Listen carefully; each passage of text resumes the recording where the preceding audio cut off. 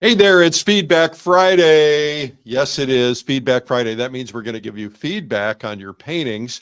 And we have had a number of people submit paintings, and we're going to show you what they are here in a second. But we're going to teach you also a new brush stroke. Oftentimes we focus on a composition. I want to show you a brush stroke that I think will help you, and it creates form. And that is something that's like when I learned that brush stroke, it's like the light went off. And I originally learned it from Max Ginsburg, great portrait artist. And so that's going to be really a fun one to learn. So hang in there for that. We also are going to review 6 paintings, and we have a before and after. In other words, something I critiqued before. We're going to show you what they did before. I'm going to show you my suggestions, and then they've repainted. We're going to show you that. So this is a great way to start seeing your own problems so that you can solve your own problems in your paintings by looking at other people's paintings. So I encourage you to ask yourself, what do I see in other people's paintings that I would change? So the very first thing we're going to do is ask ourselves, what are the problems? Okay. Now, problems are not problems. I mean, problems are correctable, right? But they're not, it doesn't mean you're a bad painter. It just means that there's different ways to approach this. Getting feedback is really critical, and we need you to have feedback because we can't see our own mistakes. So for me, when I'm getting critiqued, I'm like, la, la, la, right? I don't want to hear it. I mean, I do want to hear it, but I'm making excuses. but when I can see it in somebody else's paintings, it's going to help. So let's show the paintings we're going to do right now. And so we have some really lovely paintings, and we're going to go through each one of these. And our rule is to be very positive. And so if you've submitted your painting, it's your lucky day. If it's not your painting, it's also your lucky day because you're going to learn about it. And then again, like I said, we're going to do a before and after. So let's get the show officially started. It's Art School Live with Eric Rose. Well, we're here. It's Friday, Feedback Friday, and we love to give you feedback on your paintings. Now, why am I qualified? Probably not. I started a couple art magazines a couple decades ago. I've been dealing with artists most of the last 20 years. I'm an artist myself. I have a company that creates training videos called painttube.tv, and we have created probably the largest, or if not the largest, one of the largest libraries of art instruction videos, which I've produced. And so we just have a good feel for this stuff. And hopefully we can point out some things that the light will go off for you, and we'll be able to do it. So let's start with the first painting. What do we have? Oh, wow, this one's really lovely. So we're going to go to this one. The first thing I like to do is go to a black and white version. And so we'll pull up the black and white version right now. So the painting here is really, really stunning. The thing about black and white versions is you can see the values of the painting. And I think the values of this painting are really strong. And I think that we can make very subtle little changes to this and maybe make it a little stronger. This is from Andrew West in Oregon. So Andrew, I always start with values, and I always start with composition. So what I like to do is first off, I usually draw a line down the middle, dead center, and I look to see if there's anything dead center, because typically dead center is the kiss of death. Not always. I mean, some people can pull it off, but we were kind of taught, put everything in the center when we were kids. And, in photography, they have that little dot in the center. And that's really not necessarily going to make the most interesting composition. So a way to look at this, and this is kind of based on the Fibonacci sequence.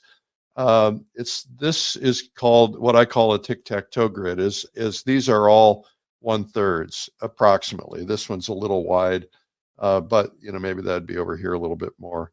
But what the idea is you want to look for a place, your focal point in one of these quadrants, and you can have what I call supporting focal points, meaning you can have, let's say this is number 1, this is number 2, and this is number 3. in this case, it would probably be, this is number 3, because sometimes number 3 is just a spot of light, or you know, a little brighter cloud than something else. And then, you know, your primary is going to be maybe somewhere over here. So anyway, I think compositionally, this looks really good, because this is kind of the focal area of this painting. Let's look at it in color. Color makes a big difference. So really, really lovely. So to me, the very first thing I saw when I looked at this painting, well, first I'll ask yourself, what's the very first thing you saw? The first thing I saw was this. And yet this is where all the drama is, right? So this could be a number 1, this could be a number 2. And maybe, you know, maybe you need a number 3, you probably don't. But what I noticed here is that I would probably look for an opportunity to just pump up this light just a little tiny bit more, if that's even possible. And, you know, just maybe just make this light just a little bit brighter somewhere in here. You know, you want to soften this up, you know, and make that a little stronger. And when there's light coming down through there like that, my natural reaction would be, instead of taking this hill over here, maybe I would look for a way to show that it's lighting this in here, and make this where it's going to give you your primary effect. And you might even just pump up the color on that just a little bit more. And then on your light down here, you know, it would be kind of commensurate with it. It would kind of tie in so that you're bringing the light over here. And then if you took the attitude of, well, this other hill is not getting as much attention, then what's going to happen is you're going to have most of your attention is going to be drawn over to this area here. So you're really pumping up the light here, you know, maybe have it coming down the mountain, and then, you know, you have a variation on that light in the grass over here. And that is one way to approach it. Another way to approach it might be to, let's see if we can look at this in a different way. Maybe what we want to do is say, okay, this light here is impacting that. And if that's the case, then maybe we just look for a way to just pump this light up just a little bit more on here, and maybe the light coming across here to kind of lead the eye in. And then maybe we look for a way to just, again, strengthen this in here. Or what you could do, I mean, this is hokey, but, you know, a lot of people will do rays, and you can do that so it doesn't look hokey. One way to do it is just put a piece of tape right here and a piece of tape right here, get a splotch of light, and then just drag it, right?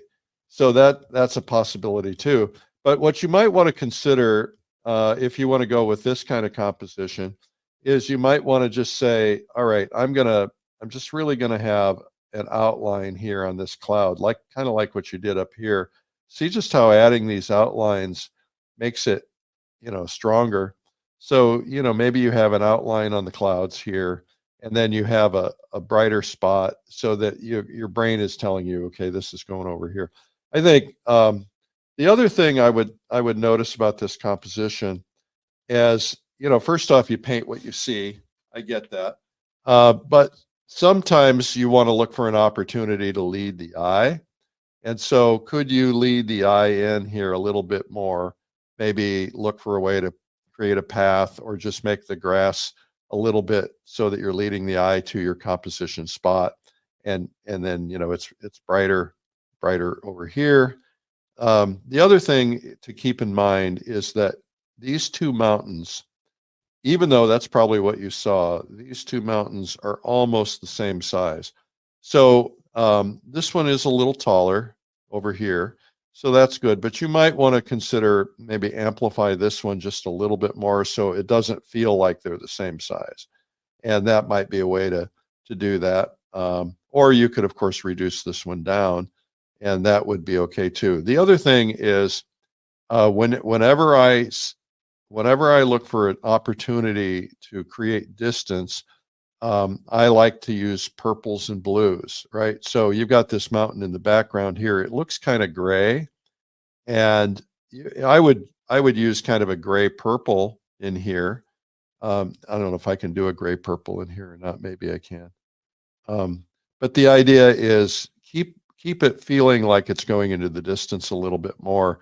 That will help. And these darks on here, oftentimes I even start with a dark purple or deep purple, dun, dun, dun, dun, dun, dun, dun, and especially where it's receding, and that can just really help you a lot. I'm looking to avoid things that feel black, because black kind of tends to mess things up. The other thing I like to do is I like to have a dark shadow, and you have a little bit of a shadow in here, but it's kind of gray. So maybe look for a way to get a little cooler shadow in here. Maybe not that purple, but something that would be, and it, by the way, it can be a warm shadow too. If you want to do a warm shadow, let's try a warm shadow. So a warm shadow, nice dark warm shadow in the opening here. Maybe that's helping lead back. I would look for an opportunity to get a little variation in that shadow, just to strengthen that just a little bit. And I think that might help it a lot. Anyway, I think this is really lovely. You could even go in here if you wanted to. You could have some fun by putting a little rim light, around some of these clouds, especially near the focal point area. Just look for an opportunity to create something that really stands out. And then if you want, you can take your path and lead the eye back there somewhere. All right. Okay, let's go to the next one. What do we have? By the way, Andrew West, nice job on that one. Okay, next we have this tree painting. Let's look at the black and white one. This is from Brian Wagner in Colorado. Brian, congratulations. Good job on this. Now, let's look at composition as a starting point and see how you did compositionally. So let's go dead center. You're doing great. Nothing in the way there. Now let's look at compositions. Thirds, thirds, thirds, thirds.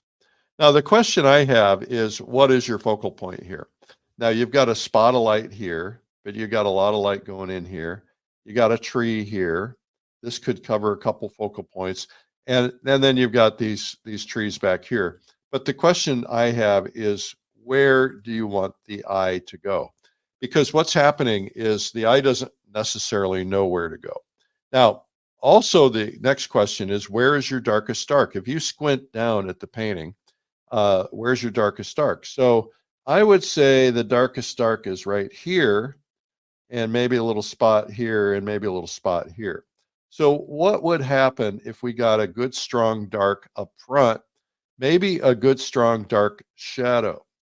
Okay, so maybe instead of trying to put all this minutia in here, and I think those are flowers, we'll look at the color version, but maybe get, again, a nice strong shadow up in front, and get a fairly good dark in there, and then maybe take a little bit less dark and get a good dark on this tree. And I can't tell which way the light's coming from, but I think it's coming from that direction. So let's see if we can, I would even darken that just a little bit more. So get a nice dark on this tree. See how just instantly by doing that, it helps create a little bit of form. And now it looks like it's in light, right? So the light is hitting it. Then what you do is then you have a chance to pump up the light on the edge of the tree, so that you're really creating a sense of form. And that now all of a sudden becomes your focal point. And then you have to worry about all these bright spots and what happens with them. So in this case, this bright spot here is leading the eye all the way out of the painting. So instead, maybe you bring your bright spot up to the tree, and then, you've got your brightness on the tree, and you're basically taking the eye like that. And then what I would do is I'd look for an opportunity to look for a way to get that bright spot less bright in these areas, because it's just drawing the eye.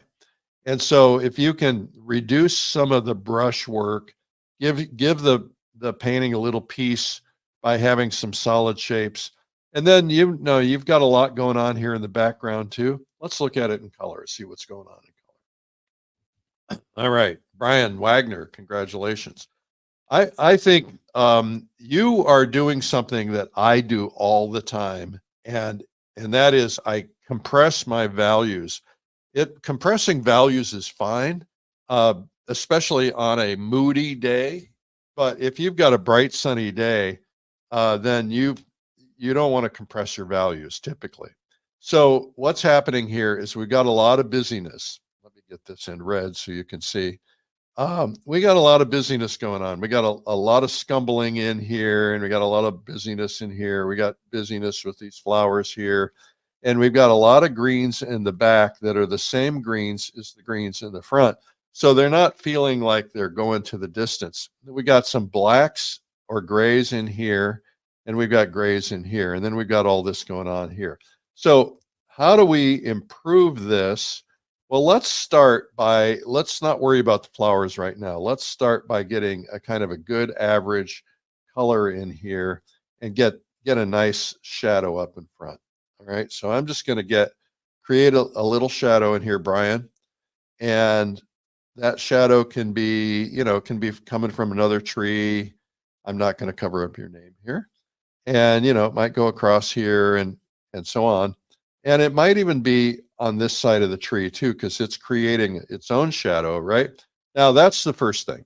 The second thing is let's get the light on here. Let's get some warm light on this tree, even though a lot of trees really are gray.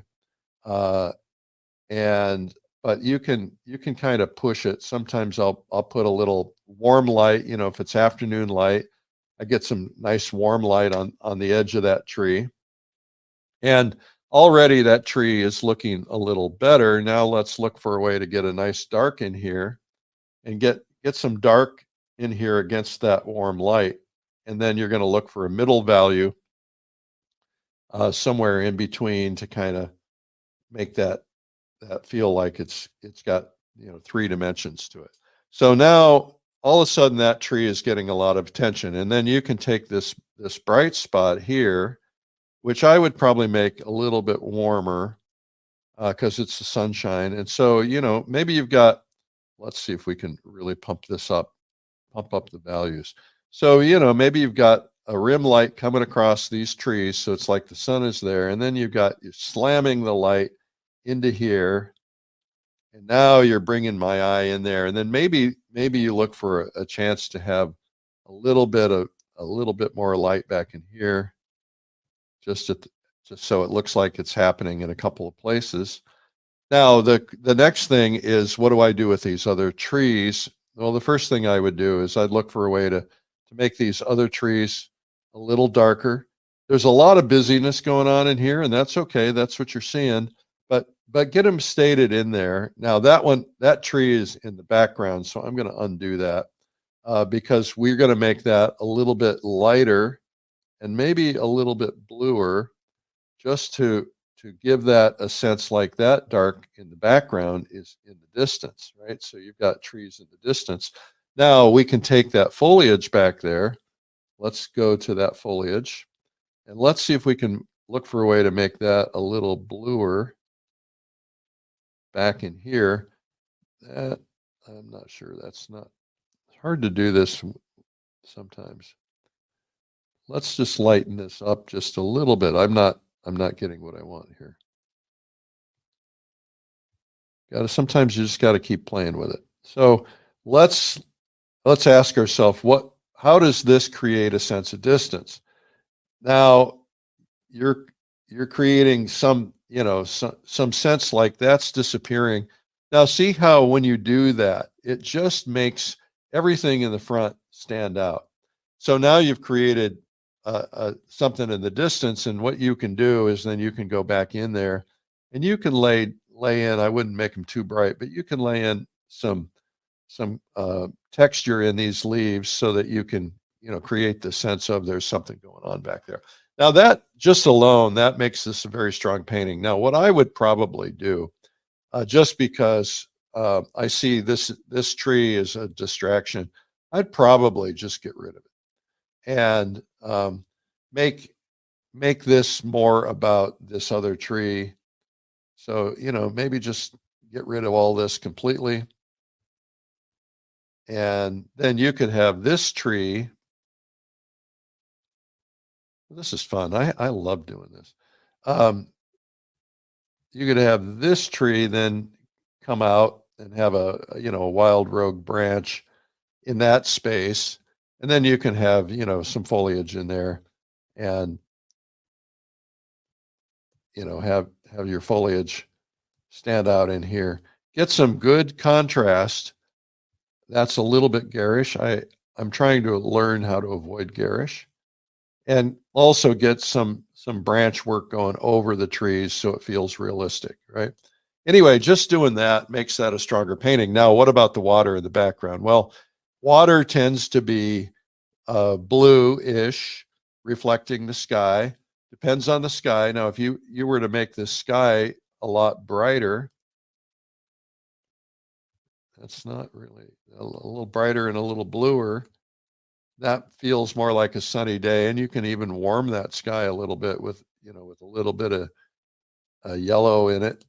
You make a kind of a greenish blue sky.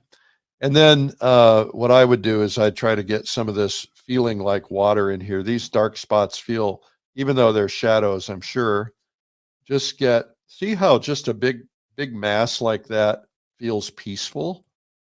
And now now it's not fighting it. If you wanted to put a little bit of that light on the top on there, you could, but I would keep it fairly light or fairly non-obtrusive, because you want to make that a stronger painting. Anyway, now what about the flowers? If you want the flowers in there, then move the flowers into your focal point, right?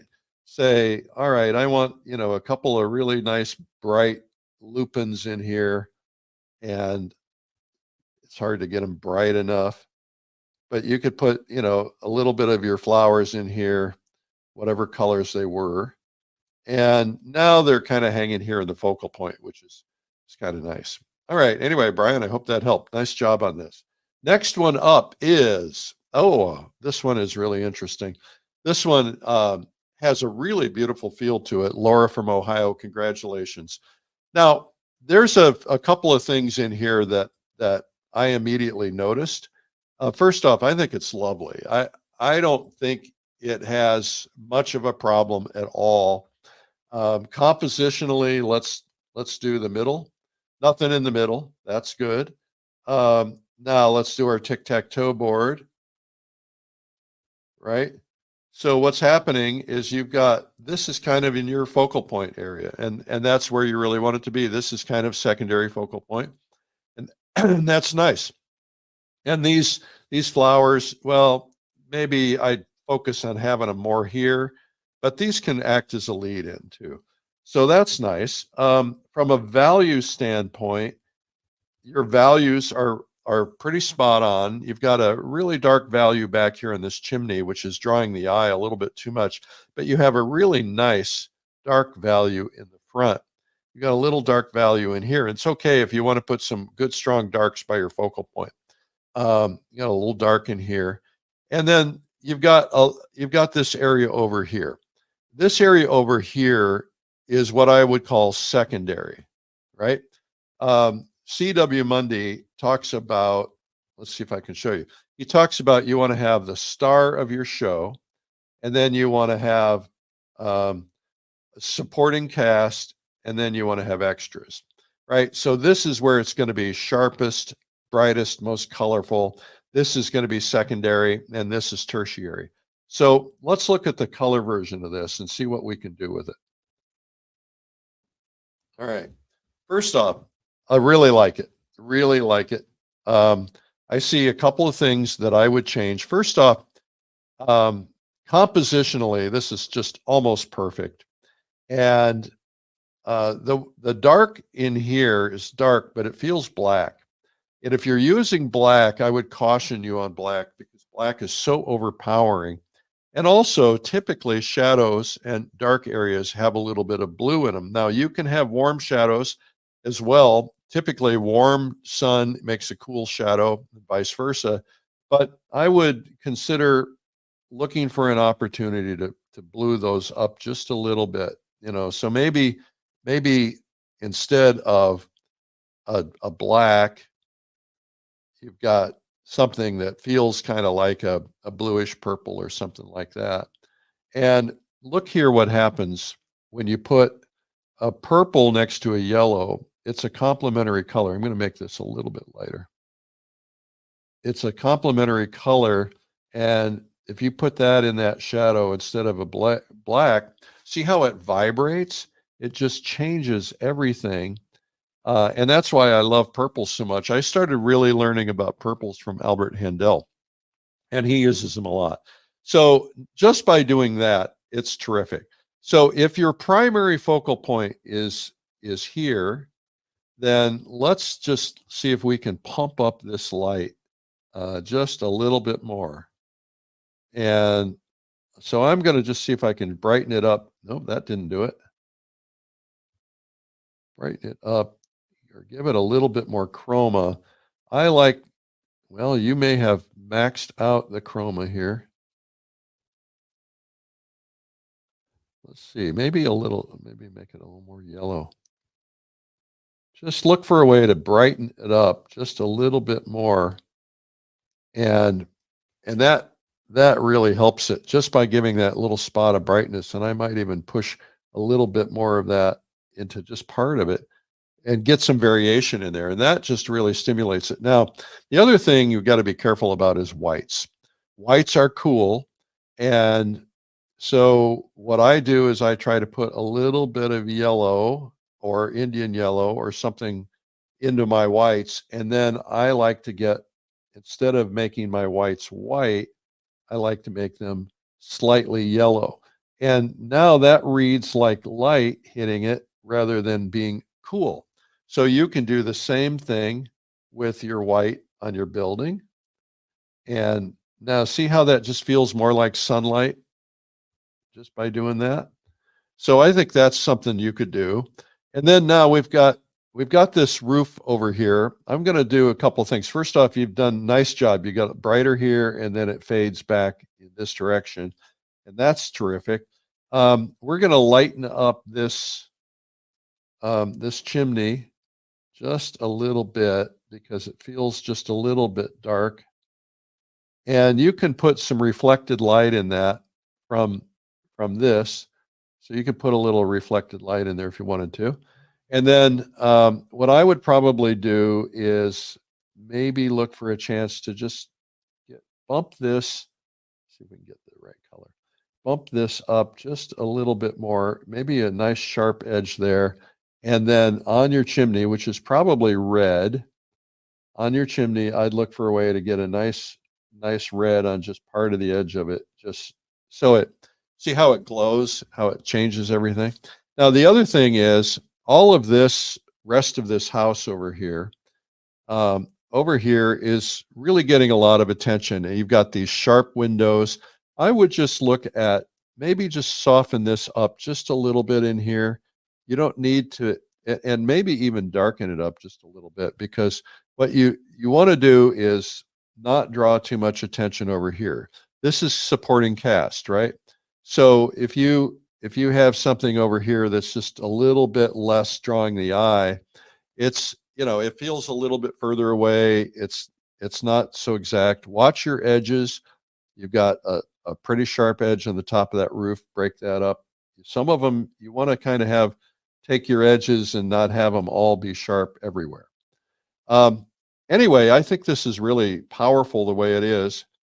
I think the plants in the front really work. I think they're leading the eye in. I wasn't sure about it in the black and white, but I'd get a little bit more yellow in against. See how when you take something against dark, how it just really stands out. It's an opportunity to put something in and show the edges of leaves or whatever. You don't have to do them everywhere, but just by doing it against the darks, it makes a big difference. And then I would pop up these flowers, the colors in these flowers, especially against the darks, right? Because it's a great opportunity to make them look brighter than they really are, by putting them in where the darks are. These over here, you don't need them, but they're okay just leaving them as they are. And now what's happening is you've got a house here that is looking pretty good. I get a little bit of yellow on this. I wouldn't do the whole thing in yellow just because you don't want to draw attention to it. And then maybe a little bit more spot of light just right on the top here. And maybe a spot of light on part of one of these windows. Don't make them all the same. And keep in mind that, you want some variation in color. And these sharp windows are drawing the eye, and that's okay. But, you can put a little bit of shade in there if you want. And you need to have some shade from the edge of the windows because the sun is making shade. And you can even put a little shade on little spots of the windows or something. Now, this is all I would do. If you wanted to, you could pop up the sunshine in the back in here just a little bit more. If you wanted to, and if you wanted to, you might be able to just consider putting a little rim light on that tree in a couple of places. That just says the sun is coming from that direction, and maybe even just a little rim light there. This is a powerful painting. Really nice job on this, and it doesn't need anything more. I see one other thing I would probably do. I would probably just pump up, not right on the edge, but right inside the edge, because you like that dark separating it. But I just pump up your light in a couple of spots on that. This in here feels like it doesn't know what it wants to be. So I would just take this dark and get that dark in here, make that just a big solid shape. And then, excuse me, if you want, you could put a little texture in here, but not a lot. And maybe a sidewalk or something to draw the attention, draw the eye in. And now that's a beautiful painting. Man, Laura from Ohio, you're a rock star. Congratulations. All right. What do we have? All right. Well, this is a beautiful boat painting. And let's look at the black and white version. See if we can figure out what to do. This is Rhett from California. Rhett, good job. Well, the one thing that I look at in black and white is that this is what I would call a pretty high key painting. In other words, it's dominant in lights, and that's okay. There's nothing wrong with that. You've got a lot of light going on in this whole area here, and that's nice. And it's pretty light in here, and it's really beautiful. I would look at what I always do is first off is composition. Okay, nothing really in the center here. If this had ended here, that would have been a problem, but you brought it over here, and that works really beautifully well.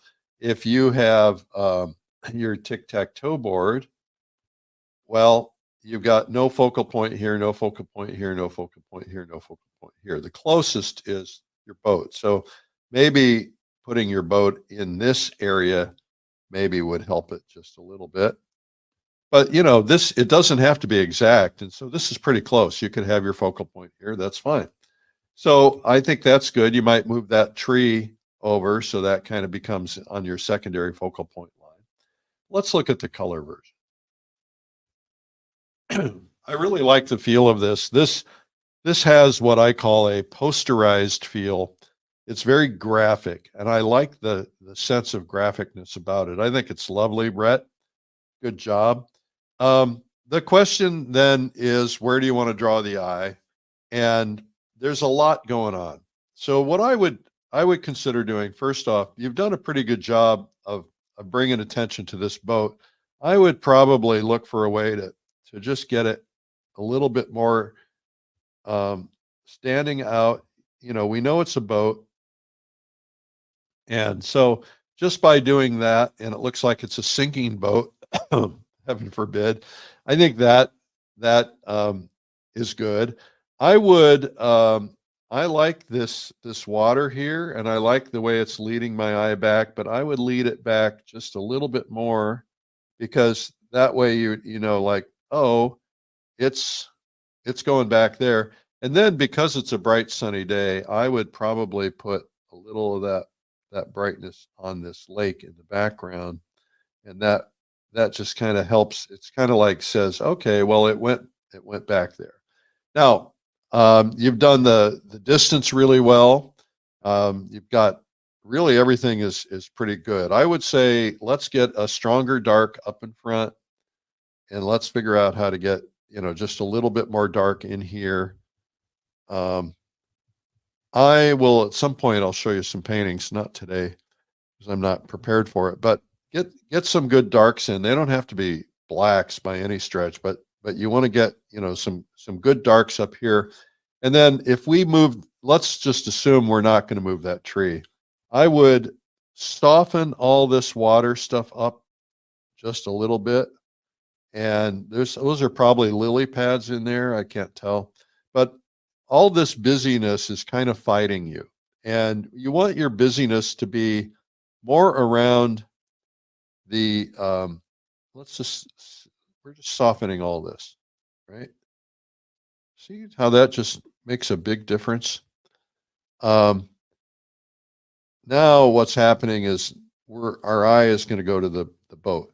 Now I would say here that we have back in here, we have a little bit of a problem in the sense that that dark is awfully dark for being that far back. So I would probably look for a brown, a bluish brown maybe, or just maybe get just a lighter color in there so that it's not drawing the eye in there quite so much.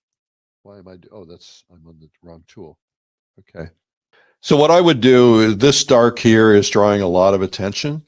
And so I would either just smudge this back a little bit so it's not drawing so much attention. You don't want a hard line there anyway, and get rid of some of these hard lines, or you could blue that up just a little bit.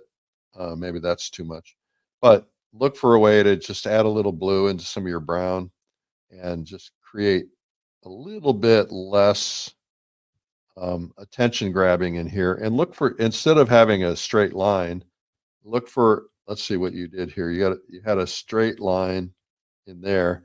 You did a pretty good job actually varying it. So just, you know, make sure that you're varying things a little bit. But now just by pushing that back a little bit with that little blue, it helps a lot. Now, the other thing is you've got a lot of busyness going on. And I like busy in some cases. Like I like busy around my focal point, but what I would probably do is I just look for an opportunity to smudge some of this stuff back so it's not quite so busy. You know what it is because of what's in front of it. And what that does is it helps. And then I would just, all this stuff in the background, it's just kind of a little too sharp, but I would just smudge that stuff back too. And now let's talk about this tree. I think the tree is important, but oftentimes what happens is we have this idea that we need something here and we need something here, and we kind of do this bookend thing. If you do that, you want to make sure that you've got different sizes, right? So back here, we're kind of starting back here, and up here, we're starting down here. So that works pretty well. Let's first off deal with this back tree. I think the back tree is a little dark. So let's just reduce the dark on that just a little bit. And we've got a lot of branch work, and just get some of that in there. And then I would probably just smudge. Whoops. I think I'd probably just smudge some of this just a little bit because we're not trying to draw too much attention to it, right? It's secondary. And so just, you don't want it to be so sharp that it's drawing the eye everywhere. And sometimes you can just do that by dragging your brush across it. And then this tree up here in the front, I think what we want to do is we've got a nice opportunity to throw some light on it. And it creates a sense of dimension if you throw some light on the edges of some of these branches. And it just makes it, it'll make it just a little bit more interesting. And you've got a lot of branches, and that's okay. But your brain goes, that's a lot of branches. So, just look for an opportunity to soften some edges here and there. And especially if they're towards the back, you can even make them a little different color. And that way it creates a sense of dimension. And then otherwise, I think, we're doing really well. I would probably look for an opportunity to take this color in the back, and let's put a little bit of shadow in here, so we're not drawing the eye out, and we'll leave some of that light in there, but we're going to do it mostly in this area. And then the other thing is, you got these spots over here on the side, and I would just look for an opportunity to get some darks in the corner and not draw the eye out of the corner, Rhett, because you don't want to draw the eye too far over to the edges. And same thing kind of happens over here. So you can maybe look for a chance to get a shadow or something in here, get a little dark. So not everything is feeling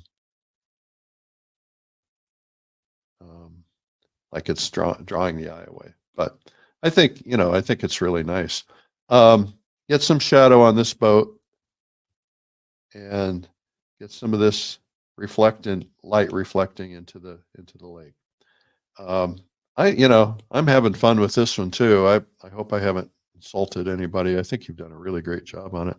But it's fun to mess with things. And if you wanted to, you could take this water. Let's make this a little bluer. Okay, we're out of time. But we could take this water and kind of draw the attention more over here, and also get edges when you're taking a water back in the back, get some edges on it. All right, beautiful job. Good job. Next we have what? Oh, wow, this is a beautiful garden painting. Looks like it's from a balcony or something of a beautiful building in a nice garden, and I like it. I like it a lot.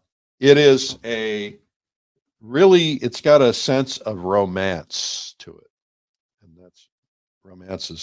we always like romance. Okay, so let's look at let's look center. Okay, nothing going on there. That's good. Now we're going to do thirds, equal thirds, and it's kind of hard to say where's my focal point, because you got a lot going on here, you got a lot going on here, you got this going on, and you've done a nice job of making the stuff in the back kind of disappear, which is really good. But I'm asking myself a couple of questions. One question in this is, where is the light coming from? Is it coming from here? Is it coming from here? I guess it's coming, you see that little edge on these, but these have light on the top. This has light here. These, I guess the light's coming from the top. So I think what's happening is the brain is getting confused about light.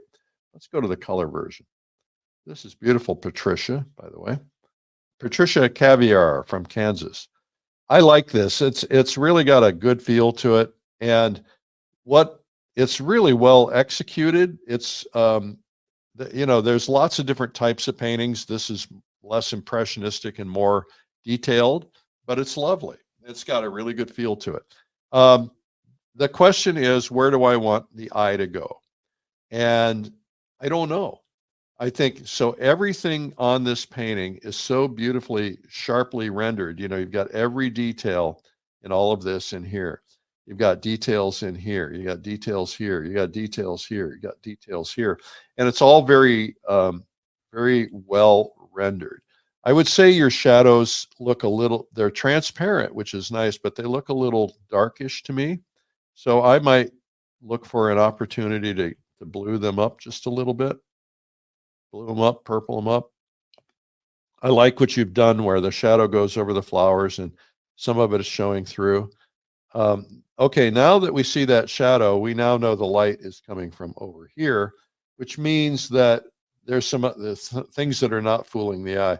What I would probably do is I'd take this shadow all the way over here, because all this other stuff is drawing the eye, and you don't have to have all of that here to send the signal that this is a stunning painting. And you've got this tree here, and you have an opportunity to kind of lead the eye over into here as well.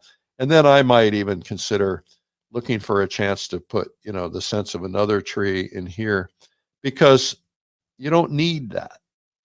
You also need what I call peace breaks, right? You need a chance to have some peace in the painting. And so this is nice. You've got this tree, you've got some really nice opportunity to point with shadows. And this tree here needs a shadow. These things here need shadows, right? Because there's got to be a sense, depending on the time of day, there's got to be a sense of shadow. So let's look for an opportunity. Now, either these people are really, really tiny, or these plants are really, really big. I can't tell which, but again, depending on the shape of the shadows, make sure that you've got your people getting good shadows too. That will help. Now, there's so much happening here. I think what I would like to see is you've got some sharp edges here, and everything is sharp. And so I'm going to just play with this for just a second, see what I can come up with. All right, first off, I want to have, you're leading the eye down here, right? So I want to have what I call some candy, an Easter egg. Oh, what happened? Sorry about that. So I'm going to pump up the light on this tree, because it's like an Easter egg. It's like, you're leading me down here, give me something special, right? So I'm pumping up the light there. The rest of this stuff doesn't need anything. I would probably get rid of that red spot there because it's not lending anything. And I would probably pump up the light on this tree here a little bit more too, because it's in light, it's catching the light. And then I would look for an opportunity to get this in light, this in light, this in light, this in light. Okay, so now you've pumped up the light in a couple of key areas, and that helps. Now, what I would also probably do is I'd look for a chance to really pump up the light back here, make it brighter, and then I would probably make it a little darker as you come forward, because everything is awfully green. And so I'd just get this stuff up here quite a bit darker, and I would even go so far as to say, let's get, you know, some of these shadows in here, get this grass a little darker, because what we want to do is we want to draw the eye up to the top of the painting. And so, you know, in here you've got this really, really bright spot, and it's just changes everything. The other thing be careful about is sharp edges everywhere. You know, this path just is a little too sharp, and it may have been sharp like what you saw, but it's going to get softer in the distance. But look for opportunities to make some things not quite so sharp. And I would soften up all this stuff that's outside of the focal point, because it's not lending much to it. You know, everything else looks pretty good, but get some of this stuff softened up, because you want to draw the attention into wherever your focal point is. So not everything, if everything is perfect, nothing's going to get noticed. Sharp edges draw the eye. So you've done a lot of beautiful rendering here, but if you make it a little bit looser, maybe, then I think probably what happens is you're drawing the eye back into here. And I think that changes things. I don't know what to do about the people. I would probably move the people up here just a little bit further, because this is kind of the tic-tac-toe spot, right? So I would probably move them up here. And that will make a big difference. And by the way, you can have more than one person, right? You can have lots of different people. And so you could keep these people here. This could be a mom and her kids and her carriage or whatever. Anyway, really, really beautiful job on that, Patricia. Okay, next we have, what do we have? Oh, we have a boat painting. This painting from David in the UK, it looks like it's a watercolor. And the first thing I noticed about it, David, it's really got a nice looking composition. What's happening is that it's drawing my eye all the way through here. And then I guess it needs to draw the eye back in here a little bit, and it kind of does that. The first thing that I'm noticing, let's first off, is we don't have much of anything that's dead center, so I think that's good. We have our tic-tac-toe board. Where is our focal point? I'm guessing this is our focal point, and that's good. So I would look at that. And then let's look at values. What's happening here is, I think the values, you got a dark here, not as dark here, not as dark here. This is a little darker. So what I would probably do is look for an opportunity to lighten up some of this stuff in here, so it feels like it's receding. And I would probably lighten up this one.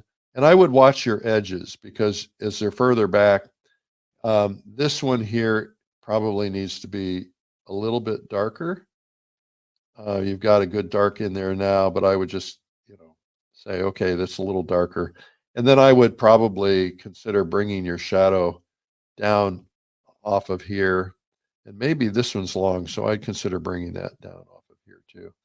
And connect your darks wherever you possibly can. That just helps. I would like also, if there's any way to keep this composition, this boat going in here, that way it gets us a little bit of a dark leading the eye in, and that, I think that helps quite a bit. So the next thing is watch your distances, right? So you've got, when you're creating a fence line, or you've got creating posts, even though what you see here is 1, 2, 3, 4, 5, 6, you sometimes have to be willing to fool the eye. So if you were going to fool the eye, what you would do is you'd make this one your tallest, make this one a little smaller, make this one a little smaller, make this one smaller still, this one smaller, this one, that kind of a thing. That is not what you're going to see, but that's what's going to trick your brain, and that can be helpful. Then the question is, how do we draw attention over here? So let's look at the color version, see what we have here. So the color version is very monotone. It's very blendy, which is a really beautiful thing. It's got a tonal feel to it.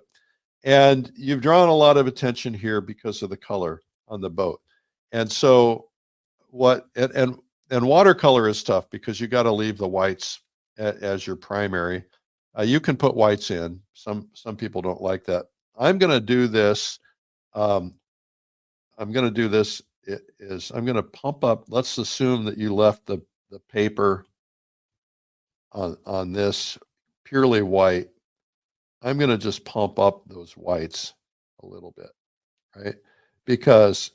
And I want to see a little bow on that boat, because that's what I want to draw the attention to. If you could do that, and then if you can make these reds a little bit more brilliant, I don't know if you can, that would help. All this other stuff is fine. You might look for a chance to get a little bit of light in a couple of these things in here, just so that it feels like there's some light. And then you've got your light on your paper, right? And so you've got a lot of gray going on, and maybe you want to get a little bit of light in here. I would, because it's kind of blue, I would look for an opportunity to get some blue in here too, just because, the brain, the viewer's brain, is what we're concerned about. It can be a bluish gray, but the idea is get something that gives a sense of a little bit more color. That's just a preference thing, but I'd like to see a little more color. And then over here, I can't really tell what's going on, but you might have an opportunity to have a spot of brighter light or maybe something a little yellower in here. And then look for an opportunity. Remember, we talk a lot about blues in the distance. This is grays in the distance, but what happens if you blew that back a little bit? If you blew it back, I just did a painting with pine trees, and I didn't have to render any pine trees. I just had it blued back, and you can blue it back even further back here, right? You get some stuff going on back here, and it just creates a sense of distance. So now that yellow doesn't look very good there. So I would probably, I don't know. It may or may not be necessary, but the idea is you're looking for a chance to carry some of this forward. And then you can also create, if you wanted to, you can create some reflection in this water from some of that stuff that's going on in the background and even in the foreground. So I would probably eliminate a couple of these things like this here and here, and because you're drawing the eye in here, and then you don't want to draw the eye out here. So anyway, beautiful job, David from UK. Who's next? Okay. Oh, all right. This one. So this is a before and after. And so if you look at the one on the left, this is what was originally presented to me, and I made some suggestions. As a matter of fact, here is my drawing. This is a screenshot, so it's not very good. Here's my drawing of what I suggested. I suggested bring yellow up the lights, orange up the lights here, bring the light across here, put some light on that mountain. Okay, so let's go back and see what they did. So here they basically followed my instructions. Let's look at what we can do to enhance this just a little bit more. Okay, Barbara Morsef, congratulations. That's nice. I think you really did a good job here, and I can't really find much that I would change with it, other than the fact that I would probably look for a way to yellow up the light just a little bit. And because now this is a roadway, so the roadway is not going to be yellow. I don't remember what I originally said. Let's go back to that, see if we can find it. Okay, so yeah, the roadway is not yellow, it's pink, right? Because the grass or the road is pink there. We've got pink here, we got yellow here. And so let's go back here to yours. So we want the feeling of sunlight, right? And so you want to have something that feels like it's in light. So you want to have a color that's really feeling like light. And that might be something that's got a little orange tinge to it. But the idea is that light across that roadway is going to lead you in. And I would probably just yellow up the side of your building just a little bit more. Not too much, but that's not right. The idea being that we want, let's see if we can get the right. That's not right either. But I think you get the idea, is that we try to get this a little warmer. That's not right either. Well, I'm not being successful at this, am I?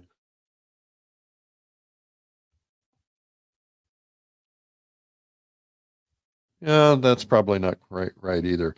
But then I would say I would just pump up the orange on this side of this building just a little bit more, just to see if we can get it to feel like light.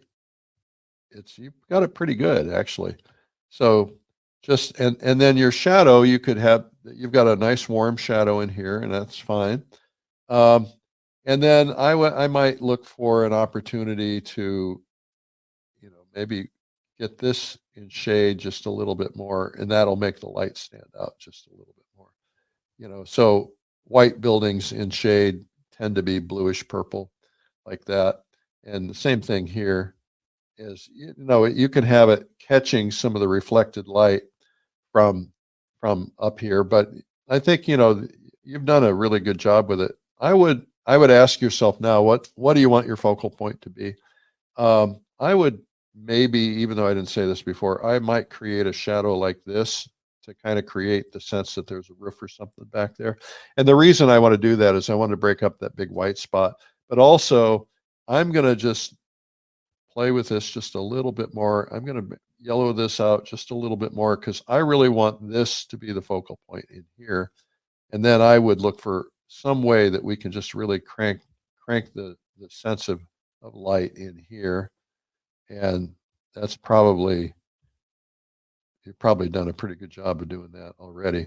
So I think, you know, overall, you've done a great job, and congratulations. Okay, so what we're going to do now is we're going to do something we've not done before, and that's we're going to talk about brush strokes. We oftentimes talk about composition.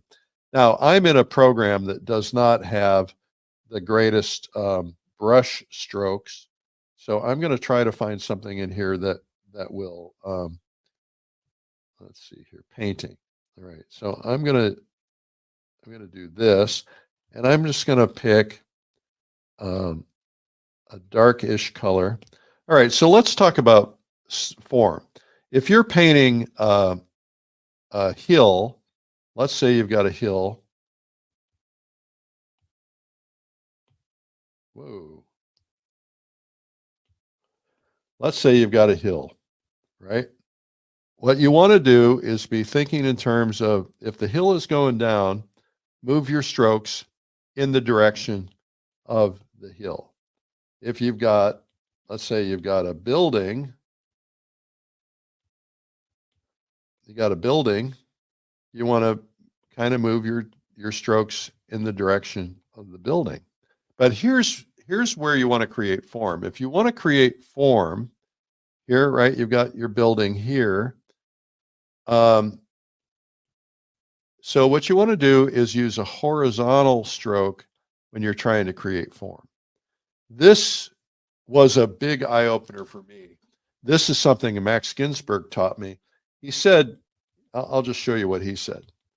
He said, when you're painting a face and you've got hair, okay, he said most people paint the hair like this. He said, paint the hair like this, and what will happen is it'll create the sense of more form. So I'm doing a painting of rocks right now, and I was watching a 𝗙𝗿𝗶𝗱𝘆 video on mastering the sea last night to get some ideas, and this reminded me of this, which I had kind of not been thinking about. You know, you've got a big rock, and you want to create an area that has a sense of light to it. So this is all dark.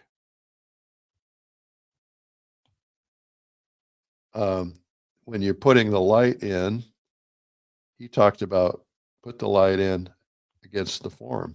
I'll do it brighter color, put it like that, and it just it just is such an eye opener. It really does work. It's hard to see it on this, but it does give you an opportunity to experiment with something. So keep in mind the direction, and then when you're trying to create form, keep in mind the form itself, and just try that. See if it makes a difference. Now, if I'm painting a mountain, let's see. Let's just do a little scene here real quickly. I'll go back to my my technical pen if I can find it. Okay. Whoa. All right, so we're painting a scene. So we got a scene here, and we've got a mountain in the background, and we have a lake, and we have a tree.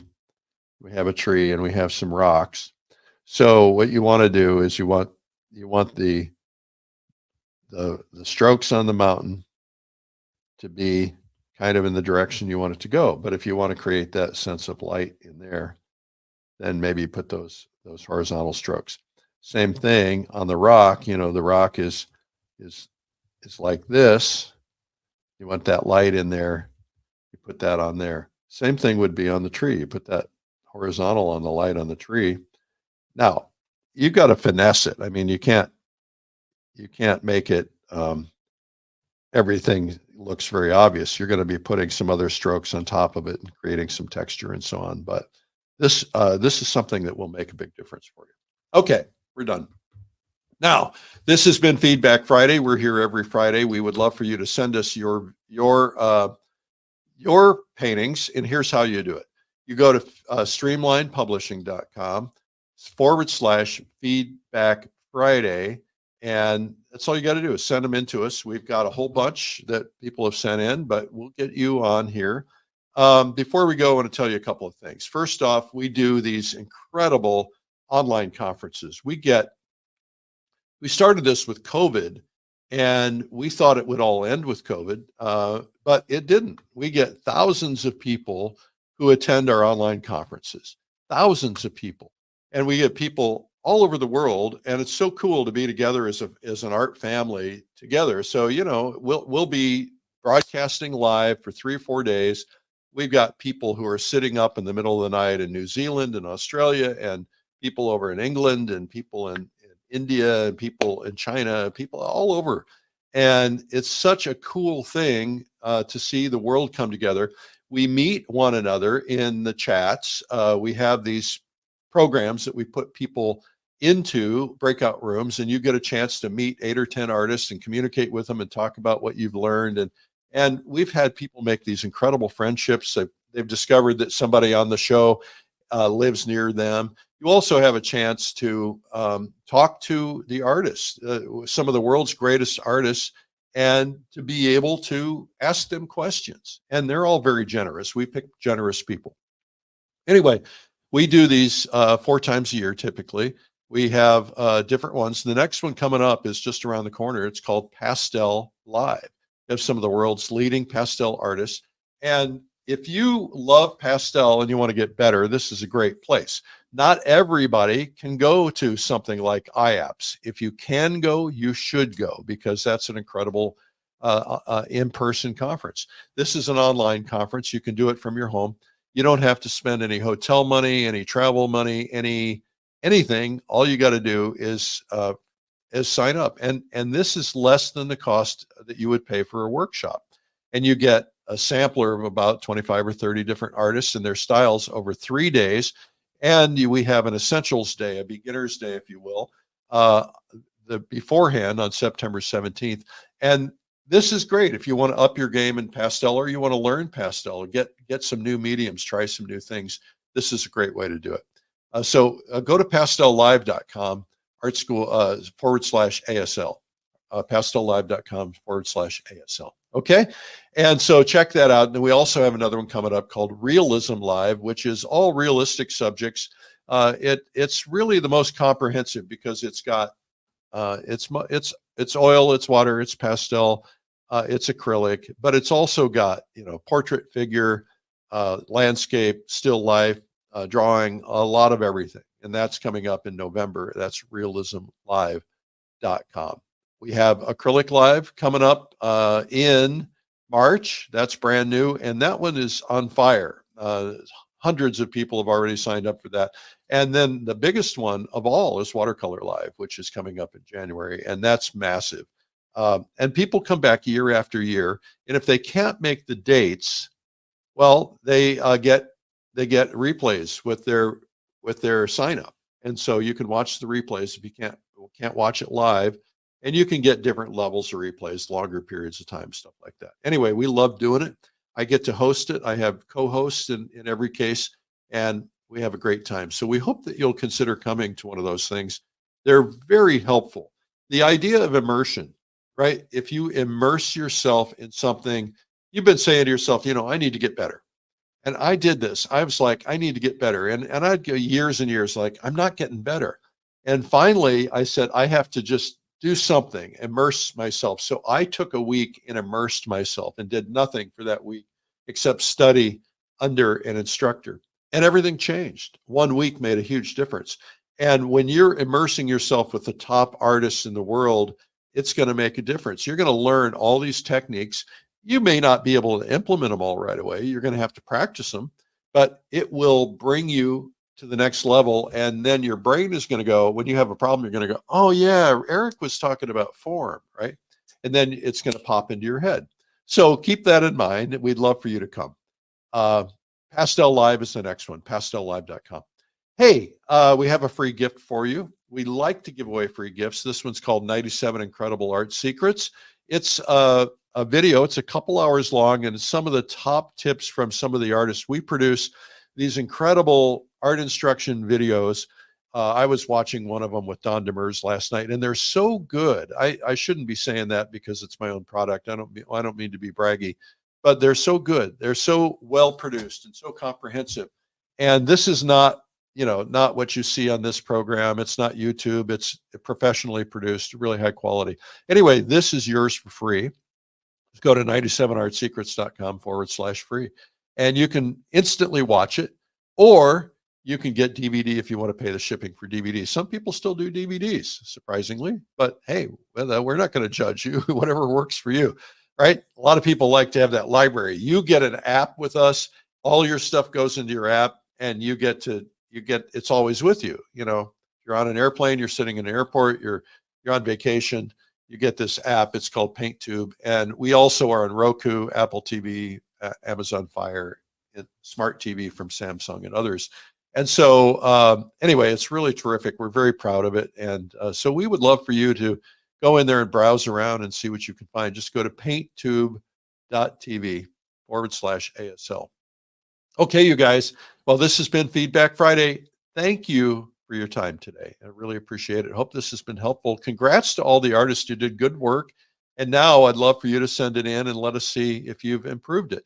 And I hope that the bell went off, a little ding.